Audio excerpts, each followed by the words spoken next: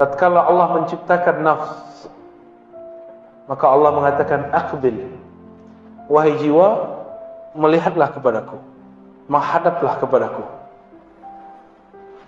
Fala yuqbil, tapi dia tidak mau menghadap. Lalu Allah katakan lagi, ya nafs aqbil, wahai jiwa, menghadaplah kepadaku. Tapi jiwa itu tidak mau juga, pantang disuruh-suruh. Akhirnya Allah laparkan jiwa, Allah puasakan jiwa dari makanan-makanannya. Lalu Allah mengatakan, ya nafs aqbil fa aqbala, wahai jiwa, menghadaplah. Barulah jiwa itu menghadap kepada Allah Subhanahu wa ta'ala. Jadi cara untuk mendidik jiwa ini supaya dia naik dari yang paling rendah, ammarah, minimal naik ke lawamah, itu puasa. Puasa di situ bukan hanya puasa zahir, tapi juga puasa batin. Nafs itu ada penyakit di dalamnya, sombong. Puasa dari kesombongan. Nafs itu pengen didengar selalu, tidak mau mendengar orang. Nafs itu pengennya ditaati, tapi tidak mau mentaati. Lalu nafs ini punya poros. Ada raja di dalam dirinya bernama qalbu. Jangan sampai nafs ini menjadi rajanya qalbu, tapi qalbu harus menjadi rajanya nafs. Bagaimana caranya? Karena qalbu ini tempat Allah memandang, maka lakukanlah seperti Allah pernah dulu melakukannya. Puasakanlah jiwa, puasakan dia dari memandang yang tidak benar, puasakan dia dari mengatakan hal-hal yang tidak benar. Maka jiwa nanti akan patuh kepada qalbu. Banyak-banyak puasa. Puasa zahir dari makan, minum, juga puasa batin. Nabi mengatakan, wa idza kana yaumu ahadikum, yaumu shaumi ahadikum falyakul, wa idza kana, apabila yaumu shaumi ahadikum, ya, hari kalian berpuasa, lalu ada orang syatamahu aw qatalahu falyakul inni shaim. Ada orang ngajak dia berantem, katakan inni shaim, aku sedang berpuasa. Berarti puasa di hadis ini apa? Hadis Sahih Bukhari. Puasa emosi. Puasa emosi. Nabi itu sangat mengerti kondisi jiwa. Maka Nabi mengatakan, jika kamu marah dalam keadaan berdiri, duduklah. Jika dalam duduk marah, maka tidurlah. Itu sebabnya saya kalau ceramah, saya memilih bersandar, ya, supaya tidak, emosinya tidak meluap-luap. Ya, silakan para satis dicobain. Ya, cobain kalau ceramah itu bersandar. Maka kita nafsnya sudah disandarkan, tinggal yang bicara qalbunya, lidahnya dipinjam sebentar. Jadi si jiwa ini harus dipuasakan terus, nanti dia naik ke lawamah. Apa ciri-ciri jiwa kita sudah naik ke lawamah? Kita suka menyesali perbuatan. Maka ahwal, kondisi yang terjadi pada orang yang sudah naik ini namanya muhasabah. Apa namanya? Suka menghisap dirinya, bukan menghisap orang lain. Suka menyalahkan dirinya, bukan menyalahkan orang lain. Lawamah itu dua, ada lawamatu ghairi. Dia mencaci maki orang lain, itu syaitan. Syaitan itu dikeluarkan dari surga, yang salahkan iblis, yang salahkan Adam. Iblis keluar dari surga, yang salahkan siapa? Nabi Adam.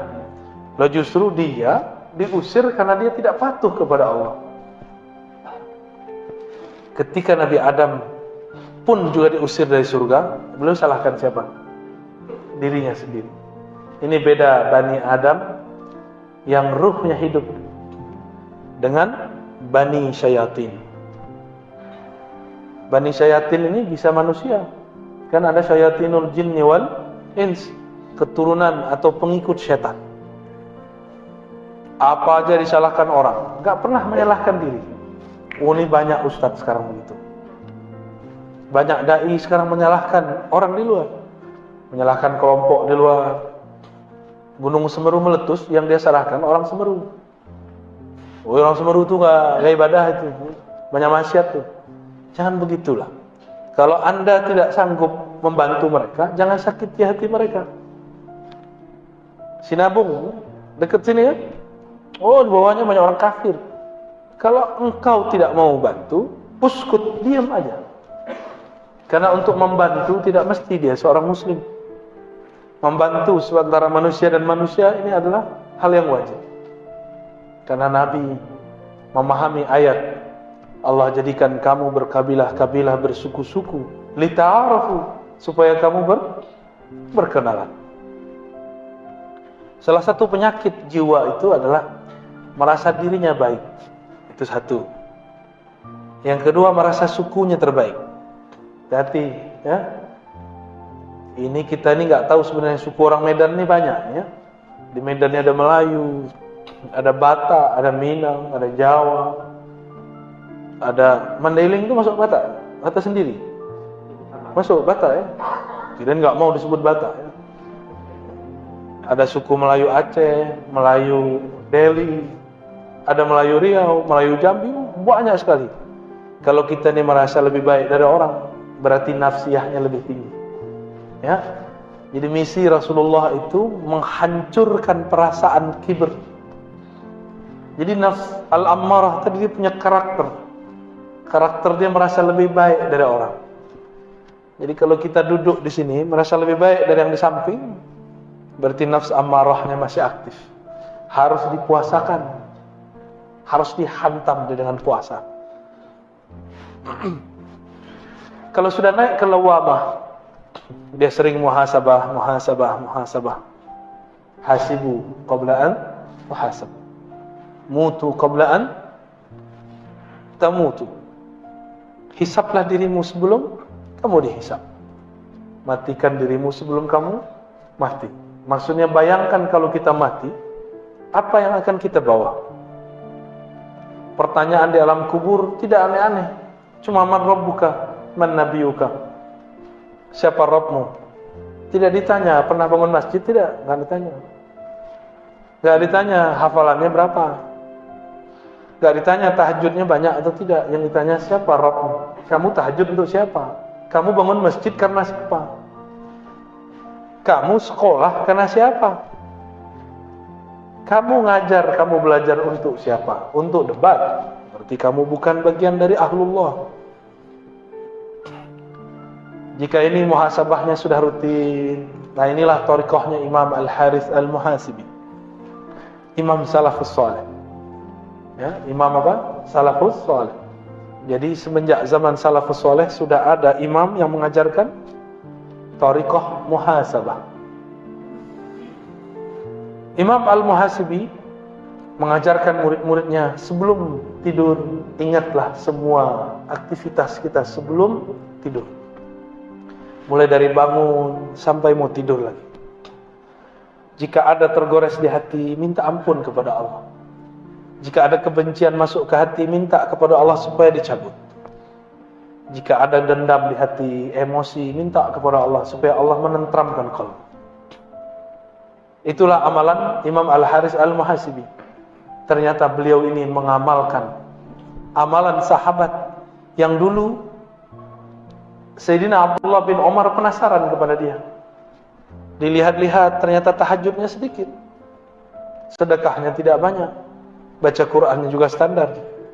Setelah 3 hari Abdullah bin Umar bertanya, kata Rasulullah, engkau ini ahli surga, tapi aku tidak melihat amalanmu banyak. Lalu Abdullah bin Umar bertanya, apa masya'nuka? Amalan kamu apa gerangan? Dijawab oleh sahabat ini, disembunyikan namanya.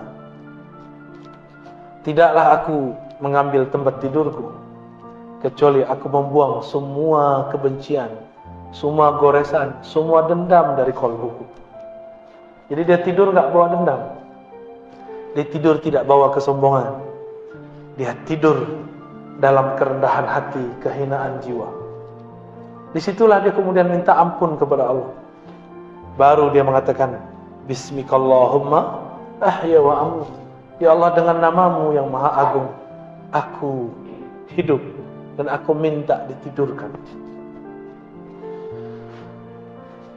Kalau ini sudah rutin naik ke nafs al-mulhamah. Mulhamah ini, orang sudah mulai berdialog dengan jiwanya, dengan kolbunya. Nabi pernah bersabda, istafti qalbak. Bangunlah dialog dirimu dengan dirimu. Istafti qalbak, hadis Tirmizi. Kita mau ngapa-ngapain, sholat dulu, sholat istikharah. Tanya kepada Allah, tanya ke dalam diri. Karena Allah berbicara ke dalam diri kita. Ini istikharahnya cuma mau nikah ya. Mau kerja nggak istikharah? Mau berguru nggak istikharah? Lebih penting menikah atau berguru?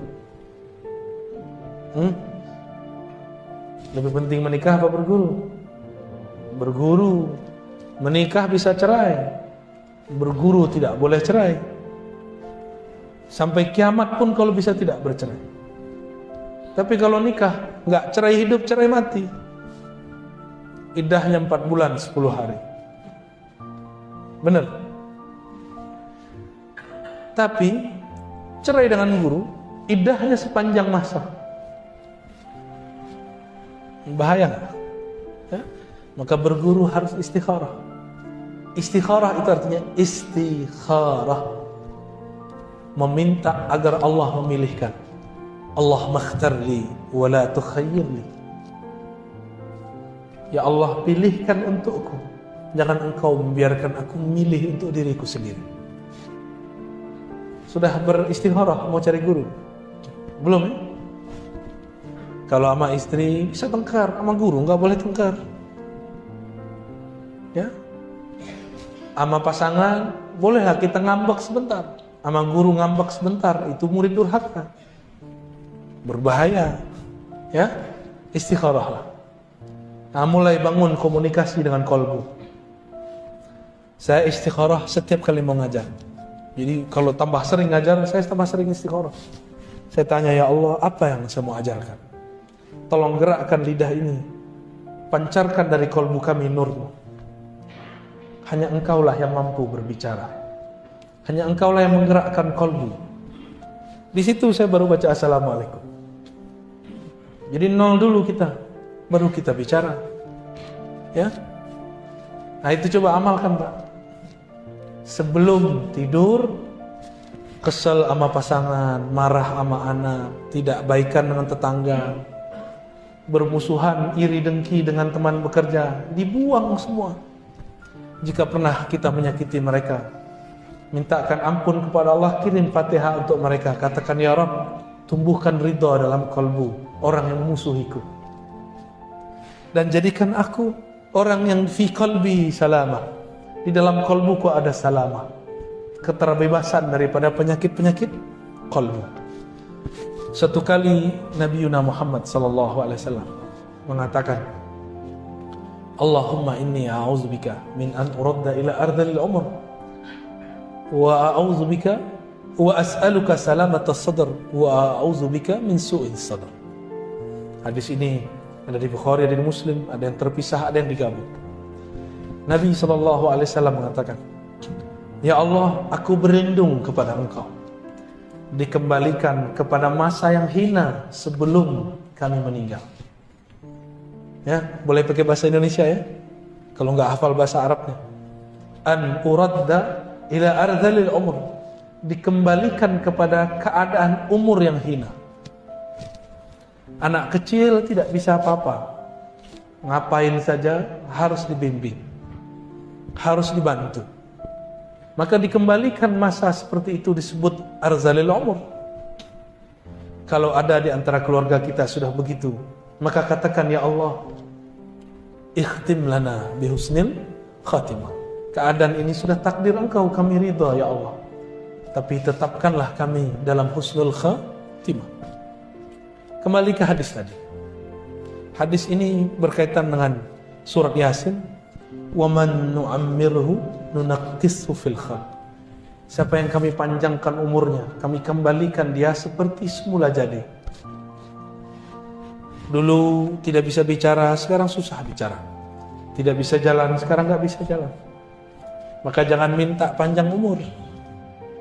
Minta saja al-afwa wal afiyah. Sahabat nanya kepada Rasulullah, wahai Rasulullah, tolong berikan aku amalan doa. Hadis Ibnu Majah.